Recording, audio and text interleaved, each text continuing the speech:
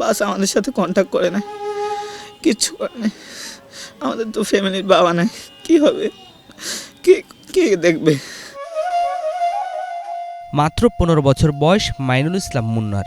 সদ্য উত্তীর্ণ এসএসসি পরীক্ষায় হাতছানি দিচ্ছে আগামীর ভবিষ্যৎ। কিন্তু আচমকা নেমে আসে এক ঝড়, তাতে লণ্ডভণ্ড হয়ে যায় বাবাহীন পুরো পরিবার। ১৭ জুলাই বিকেলে বরিশালের দপদপিয়া ব্রিজের উপর যমুনা লাইনের একটি দ্রুতগতির বাস মুন্নাকে ধাক্কা দেয়। এতে গাড়ির নিচে পড়ে ডান পায়ের হাড়ের একাধিক জায়গা ভেঙে যায় তার। উন্নত চিকিৎসার জন্য তাকে ঢাকায় পাঠানো হয়। এ পর্যন্ত সবকিছুই স্বাভাবিক ছিল। যমুনা লাইনের বাস বরিশাল ভার্সিটির সামনে দপদপিয়া ব্রিজের উপরে রং লাইন থেকে বাসের প্যাসেঞ্জাররাও বলছে যে যে বাসটা কী করলো। ওই মাংসটা ভালোভাবে অ্যাডজাস্ট হয় না, এখন মাংসটা ইনফেকশন আকারে আছে, কেটে ফেলাইতেছে, পচিয়ে গেছে, প্রচুর মাংস ফেলাই দেওয়া লাগছে। আর্থিক অনটন থাকায় দ্রুত চিকিৎসা করাতে পারেনি মাইনুলের পরিবার। ফলে ডান পায়ে পচন ধরেছে। পচন ঠেকাতে বাম পা থেকে চামড়া এনে লাগালেও তা ঠিকভাবে কাজ করছে না। চিকিৎসকরা জানিয়েছেন, দ্রুত উন্নত চিকিৎসা করাতে না পারলে পা কেটে ফেলার শঙ্কা তৈরি হবে। এখন আমাদের একটা হিউজ প্ল্যান আছে, কিন্তু ওই প্ল্যানে আমরা যেতে পারছি না, কারণ ইনফেকশনটা আমরা কমিয়ে আনতে পারছি না।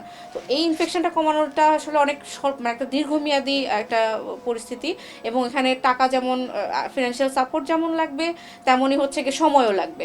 ২০১০ সালে মাইনুলের বাবা মারা যান। এরপর তার মা মাহিনুর বেগম সেলাইয়ের কাজ করে এক মেয়ে ও ছেলেকে পড়ালেখা ও সংসার চালান। আর্থিক অনটনের মধ্যেই জীবন চলতে থাকে তাদের। ছেলের চিকিৎসা করাতে এসে মারাত্মক সংকটে পড়েছেন তিনি। কোনো রকম সেলাইয়ের কাজ করে আমি সংসার জীবনযাপন করতাম। আমার দুর্ভাগ্যবশত আমার এই মর্মান্তিক জীবনযাপনে আমি পড়ছি। মাইনুলের মা জানিয়েছেন, ছেলের পা সারিয়ে তুলতে হলে ২০ লাখ টাকা প্রয়োজন। এমন পরিস্থিতিতে সামর্থ্যবান ব্যক্তিদের আর্থিক সহযোগিতা চেয়েছেন তিনি। আমার এই একজনই ছেলে, আমার ছেলে ২০২৫ সালে পরীক্ষা দিয়েছে, 3.50 পেয়েছে। সবার কাছে আমি আমার সন্তানকে জানি সবাই আর্থিক সাহায্যের মাধ্যমে জানি আমার ছেলেরা জানি আগের মতো সুস্থ স্বাভাবিক জীবনে ফিরে পেতে চাই। এক পা সুস্থ করে তুলতে গিয়ে আরেক পায়ের অবস্থাও খারাপ হচ্ছে, কারণ সুস্থ পা থেকে বারবার চামড়া কেটে অন্য পায়ে লাগাচ্ছেন চিকিৎসকরা। এদিকে ঘাতক বাস কোম্পানি যমুনা লাইন মাইনুলের চিকিৎসায় এই প্রতিবেদন লেখা পর্যন্ত কোনো ধরনের সহযোগিতা করেনি।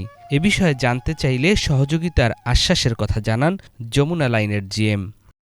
বরিশালে বসা হয়েছিল যে আমাদের বিএনপির নেতা জিয়া সাহেব, ঠিক আছে, মানুষ সভাপতি রূপাতলী, ওনার নিয়ে বসছিল বেশি নাই, সপ্তাহখানেক আগে, হয়তো ৮-১০ দিন আগে। তারপর বলছে এটা সমাধান করে দিচ্ছে, অ্যামাউন্ট যেটা চাইছে ওটা আমরা ১৫ তারিখে ডিসমিস করে দিচ্ছি। তবে মাইনুলের বোন মুনতারিন মুন জানান, যমুনা লাইনের কোনো মালিক, ডিরেক্টর, কর্মকর্তা বা বাস পরিবহন সমিতির সাথে তাদের পরিবারের কোনো বৈঠক হয়নি, তাদের সঙ্গে যোগাযোগও করেনি। বাস কর্তৃপক্ষ প্রতারণার আশ্রয় নিয়েছে বলেও অভিযোগ মাইনুলের পরিবারের। নিয়াজ মাখদুম, বাংলা ভিশন, ঢাকা।